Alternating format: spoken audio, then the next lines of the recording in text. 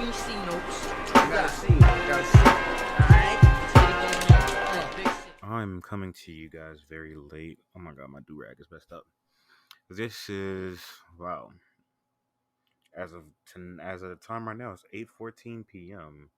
Central Standard Time. Trade deadline finished 6 hours ago. I want to say busy day. I wanted to kind of just take in everything that was going on, and strictly, it was a very active trade deadline, and everyone was going everywhere. KD, I woke up to this morning. KD's with the net with the Suns. Josh Hart got traded. Josh Hart got traded to the Knicks. Russell Westbrook got sent to Utah. D'Angelo Russell got sent to the Lakers. Patrick Beverly got sent to the Magic. And with all this madness going on, there's like a lot of questions on not specifically what the OKC Thunder would do on a big scale, but from Thunder fans on what would be kind of the move that OKC would definitely do. You know, the whole conversation is OKC has a lot of draft picks. OKC has a lot of draft picks. They've been playing very, very well. They just had a monstrous performance on Tuesday night where LeBron James broke the scoring record. And OKC on probably the biggest stage that they're going to see in a while, because I don't think you're going to get a stage that big, at least until the final, at least until OKC decides to make the finals. Millions tuned in to watch, millions showed up and millions tuned in to watch LeBron James break the record. And OKC kept their composure. They were never in a place where they're fighting back or punching upwards. They had control over the entire game. It was truly just beautiful to see. So the question is kind of like, what are they going to do? Names were thrown around like OG Ananobi, Mikal Bridges, who now is sent to Brooklyn, Nasri, Jared Vanderbilt, who's now with the Lakers, on what is his next move going to be. And for those that kind of, if you do not know or pay attention to OKC or Sam Presti typically does not like to do mid-season moves. He likes to do a lot of his work in the off season because he likes to have a more continuity. He's never been a mid-season guy, and if there's a trade that's probably going to materialize that we're seeing that was likely going to happen mid-season, it tends to always happen in the summertime. Like not Chris Paul. The summer that Chris Paul got traded, or should I say fall, because that was a weird season. But the offseason that Chris Paul got traded, it was a lot of videos coming out of Sam Presti and the GM of the Phoenix Suns just always together anytime that we played. They were like talking a lot. So we knew a deal was going to be done at some point there. But they typically, the last move that I personally remembered that was happening mid-season was the Kendrick Perkins move. And I was reminded by another Thunder fan that, hey, Dion Waiters and his Cantor were a mid-season move. And I said, oh, yeah, that did happen. I like to block that season out of my memory. But so I kind of knew we were just gonna stay quiet. I didn't have any big expectations of what we were gonna do or what we were gonna shake up. I'm more kind of in my mind just said, well, Darius Bazley is gonna be a restricted free agent. Sam Presti typically does not like having his players go into restricted free agency because then you're kind of at the bidding of the player themselves on what deal they could potentially get in the offseason, and you have to match that. So I knew that's kind of why you guys knew that James Harden got traded. He's typically never been that kind of person, but we we kind of just knew Darius Bazley did not get an extension before the season started, so we're like, okay, he's gonna get moved. He's gonna get some, and he got a lot of DNPs. He wasn't really fitting well with the offense. He was great defensively. He didn't flow well with the offense at all. So we're like, he's gonna get moved. We just didn't know where to. He got sent to Phoenix for Dario Saric and a second round pick. I'm okay with that move. I think that's the best value you can get out of Darius Bazley. Again, he's a decent player. He's good defensively. He's very athletic. He just didn't fit our offense. Our offense is clearly about it's more of a versatility and having a bunch of guys that can do a lot of different everything and they fit together offensively. He just didn't fit that. He didn't know how to make quick decisions. He would disrupt the flow. Even if he did something well, he would disrupt the flow of it, and that's not what they're looking for. So I got back Dario Saric, who's on an expiring contract this summer.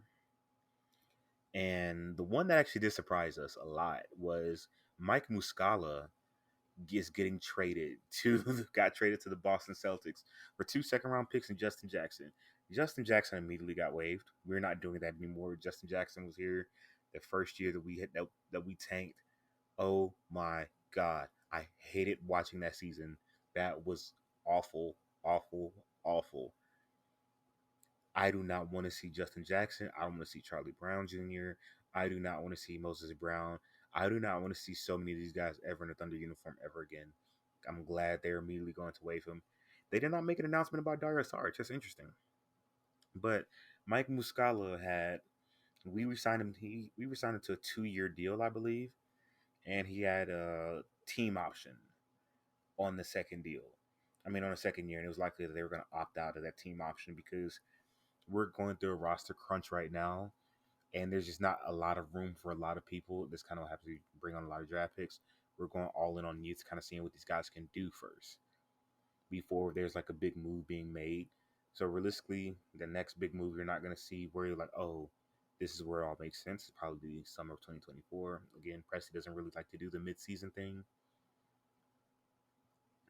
but Mike Muscala, his services were awesome, and it was better to just instead of just opting out and just letting him go into free agency. We were able to get 2 second round picks out of it, send him to a contender. He's been so amazing. Then his rebuild, he stayed for the rebuild. He didn't complain. He played his role. The team loved him, loved him a lot. He was great. And the one thing that we can appreciate about him is that his skill set naturally is, for offensively at least, is Chet Holmgren's skill set. So it's easy for us to create an offensive scheme where if we all it is just a plug and play. Obviously, Chet is going to be way better than Mike Muscala. He probably is way better than Mike Muscala. But now it was just time to kind of let him go. Jeremiah Robinson Earl is coming back. He also can shoot. He also can shoot the three ball at a very well pace. He can stretch the floor out a lot. Jalen Williams out of Arkansas. He's been showing a lot of progress as well too. He can fill that role very well until we get Chet Holmgren back. So, Mike Muscala, your services are no longer needed, but we were happy to have you. You're amazing. It's sad to see Mike Muscala go, but that's kind of how it goes with the rebuild. And OKC's roster, the youngest team in the league, got even younger. The oldest player on the roster is 28 years old. I'm 27. The oldest player on the roster is 28. That's how young the OKC Thunder team is, or how young the OKC Thunder team is. And for the Dario Saric deal, um, if they keep him, he does the same things that Mike Muscala does. He might be a little better than Mike Muscala. Fills it, just let him play that void, give him the same 10, 15-ish minutes that Mike Muscala gets, and keep it going. And they're looking at the West. It's kind of the question of, hey, should the Thunder should we prioritize tanking? The West got a little harder. The West got this. The West did that. I mean, the West got harder, but also not really. Like the West was already tough. The Suns got KD, but the Suns are already a fifth seed at 30-26. So they were already kind of in the mix. I mean, we play the Suns 3 times, so that's going to be tougher on us. But that's going to be the tough. That's going to be the tougher battle on us. But look, it's looking like the Jazz are about to fall a little bit more. The Trailblazers are looking to. I'm sorry, trading for Cam Reddish and trading away Gary Payton in the second. That's a tank move to me. So like they're gonna be sliding down. The Lakers are probably gonna rise, but the Lakers also 5 games under 500. The Thunder are only 2 games under 500, and they might lose again to the Bucks tonight. So the question is like, hey, should we prioritize uh development lineup so we can get a better draft position? We're here already. We got 28 games left. We're here. We're here. Let's just not saying go for the playoffs, but just see what these guys can do. Like, just do it. We have 4 picks going into the draft next year. It's known that we're likely going to find a partner to trade up with, and that will solidify us with whatever top 8 slot we're going to get. But we can't hide behind, because we're scared to compete. We can't keep hiding behind the let's just development, prioritize, and tank. That'll be awesome. I'd rather just kind of stay put and just see what happens. Whatever happens, happens. We're at this point in the season. We haven't tanked yet. We're about to go into All-Star break. I don't care. But that's kind of how things are looking for us. And yeah, I'm going to keep you guys updated with more OKC news and what's going to happen. I'm still excited for the rest of the season. I'm excited for the future. We have an amazing future lined up. I'm so excited. And yeah, so you guys take care and follow me on my socials and follow me on Playback. I'm going to start streaming OKC games again soon. So there's that.